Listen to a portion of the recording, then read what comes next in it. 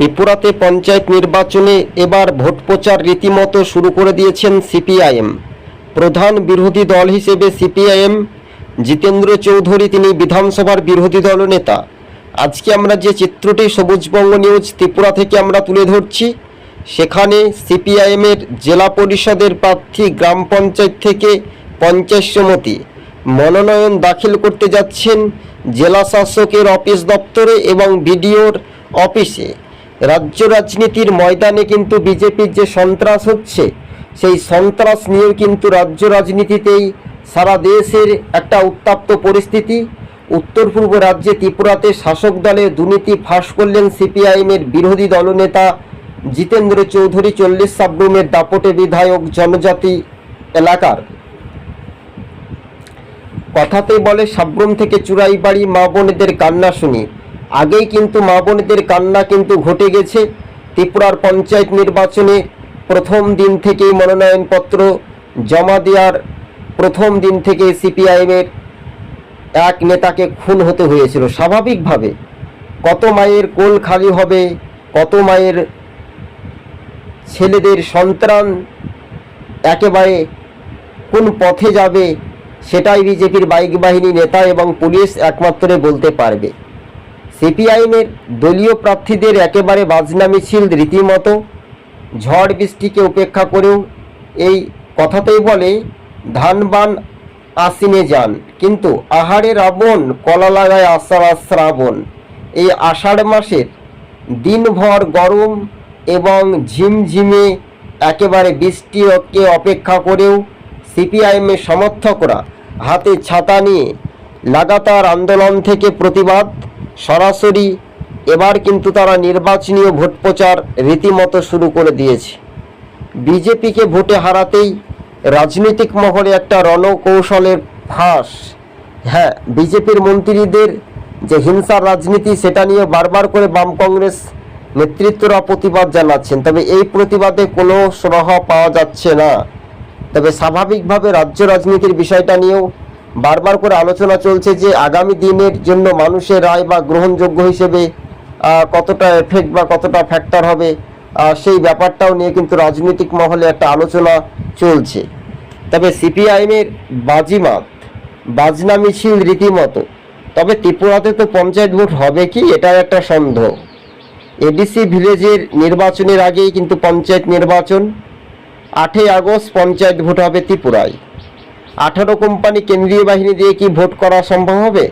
আসলে কিন্তু 18 জায়গায় 36 কোম্পানি, মানে আরও 18 যদি জয়েন করানো হয়, যোগ করানো হয়, তাহলে 36 কুমার একেবারে স্পষ্টভাবে দেখা যেত। তবে হ্যাঁ, এবার স্বাভাবিকভাবে মানুষের রায় বা জনগণের যদি কিনা মানুষের হাতে নয় ভাতে মারছে, এই হাতে নয় ভাতে মারছে যখন বিজেপি ত্রিপুরাতে, তখন এবার সিপিআইএমের মনোনয়নপত্র জমা দেওয়ার জন্য রীতিমতো তোড়জোড়। ফের শাসক দলকে নিশানা। এমনকি ত্রিপুরার গণতন্ত্র নিয়ে বারবার করে প্রশ্ন উত্তর কিন্তু আমরা বুঝতে পারছি দর্শক বন্ধুগণ। আগামী দিনের জন্য মানুষের রায় বা গ্রহণযোগ্য হিসেবে কতটা এফেক্ট বা কতটা ফ্যাক্টর হবে, সেটার উপরেও নির্ভরশীল।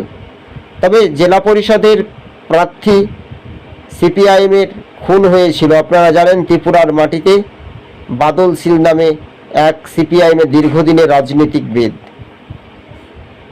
দোষীদের এখনো পর্যন্ত অধারা গ্রেপ্তার করতে পারেনি।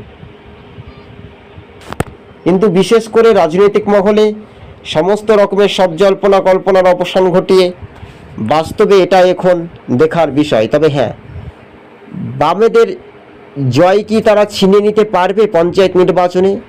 ত্রিপুরার মাটি এখন কোন দিকে এগিয়ে যাবে, এমনটাই সূত্র মারফত খবর সম্ভবত জানানো যাচ্ছে।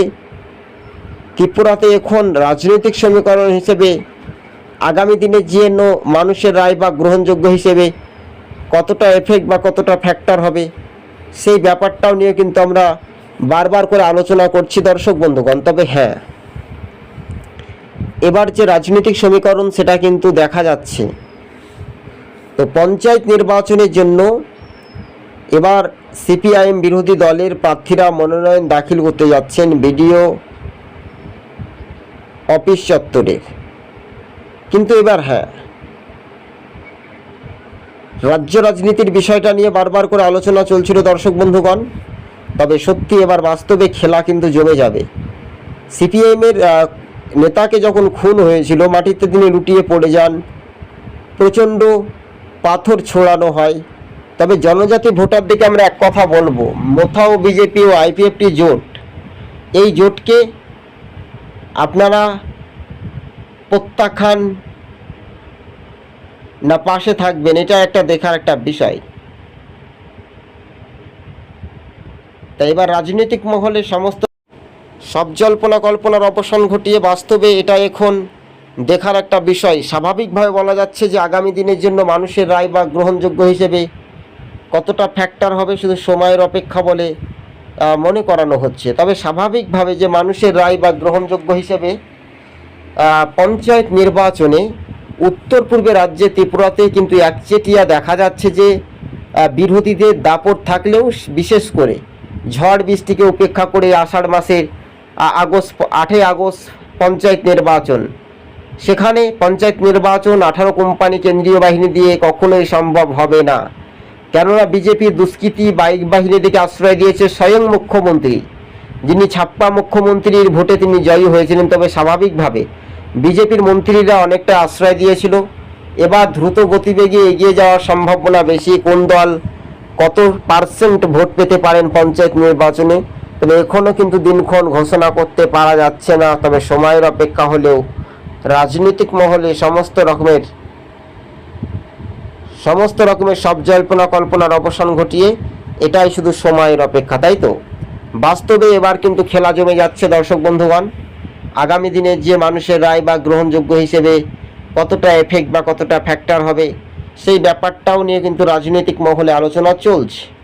এবার আপনাদের সঙ্গে আমরা যে প্রতিক্রিয়াগুলি তুলে ধরব, সেগুলো ধাপে ধাপে সরাসরি দেখতে পাচ্ছেন। আগরতলা রাজপথে বামেদের একেবারে জৈবনের ঢল, মিছিল একেবারে রীতিমতো। কেন? পঞ্চায়েত ভোটে এবার কারা করবে বাজিমাত, বাম কংগ্রেস না বিজেপি মোথা জোট, এটা একেবারে স্পষ্টভাবে দেখা যাচ্ছে দর্শক বন্ধুগণ। তবে হ্যাঁ, হাতে নয় ভাতে মারতে চাইছে শাসক দল। সবার হাতে কাজ চাই, সবার হাতে ভাত চাই। বিভিন্ন কাজের দাবি দেওয়া নিয়ে রাজ্য রাজনীতিতে এবার পঞ্চায়েত নির্বাচনের একটা ঝড় কিন্তু দেখা যাচ্ছে। তবে মানুষ তো ভোট দিতে পারছে না, বামেদের ভোট কোথায় বাড়ল, কেন ভোট পাচ্ছে না, এটা একটা দেখার একটা বিষয়। তবে আমরা সমস্ত রকমের সব জল্পনা কল্পনার অবসান ঘটিয়ে হাওয়া কিন্তু নিশ্চিন্তে ভাবে কোন দিকে এগিয়ে যাবে, এটাই শুধু সময়ের অপেক্ষা বলে মনে করানো হচ্ছে। দর্শক বন্ধুগণ, আজকে ছিল আমাদের এই পর্যন্ত প্রতিবেদন। চ্যানেলটি ভালো লাগলে অবশ্যই চ্যানেলটিকে সাবস্ক্রাইব করে সঙ্গে থাকবেন। সরাসরি আপনাদেরকে আরও একবার জানিয়ে রাখি, ত্রিপুরাতে বামেদের মনোনয়নপত্র দাখিল করতে যাচ্ছেন সরাসরি। আর সেই ভিডিও ফুটেজ সবুজবঙ্গ নিউজ প্রথম আপনাদের সঙ্গে আমরা প্রতিবেদনটি তুলে ধরেছি। এই মুহূর্তের সবচেয়ে বড় খবর, বিগ ব্রেকিং নিউজ, রাজ্য রাজনীতিতে পঞ্চায়েত নির্বাচনে এবার ধামাকা অফার। আর সেই অফারে কিন্তু নতুন চমক দেখা যাচ্ছে যে বামফ্রন্ট নেতৃত্বদের একেবারে জৈবনের ঢল মিছিল করে যাচ্ছেন, সরাসরি রওনা হয়েছেন